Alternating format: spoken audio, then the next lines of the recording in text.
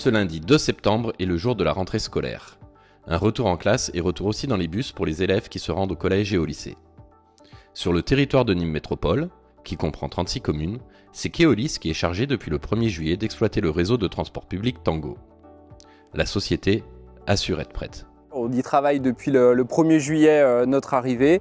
La rentrée scolaire, c'est un grand moment. C'est un grand moment effectivement pour les chauffeurs qui aussi reprennent leur travail, reprennent leurs habitudes, découvrent ou redécouvrent en tout cas les lignes et certaines courses scolaires du réseau.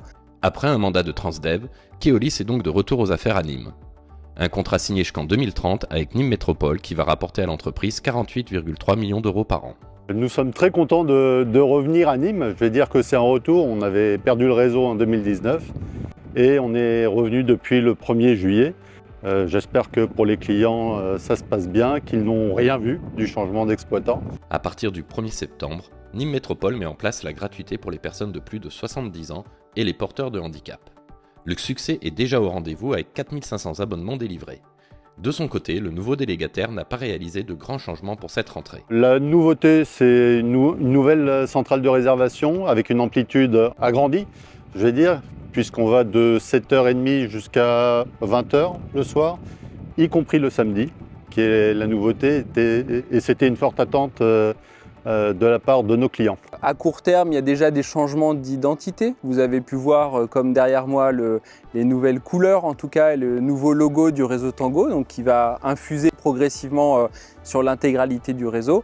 Après, effectivement, vous avez vu des nouveaux véhicules électriques et il y aura des efforts à venir, en tout cas, sur cette question de la transition énergétique du réseau. D'ici 2030, l'Aglo a prévu d'investir plus de 30 millions d'euros dans du matériel roulant pour arriver à la suppression totale des bus diesel. Côté chauffeur, Keolis assure que les effectifs sont complets. Un nombre suffisant de conducteurs pour couvrir justement et réaliser l'intégralité des lignes. Concernant les sous-traitants également, il y a un travail de fait aussi depuis notre arrivée au mois de juillet pour nous assurer que l'intégralité des services seront bien réalisés. Pour ceux qui ne l'ont pas encore fait, il est encore possible d'obtenir sa carte d'abonnement.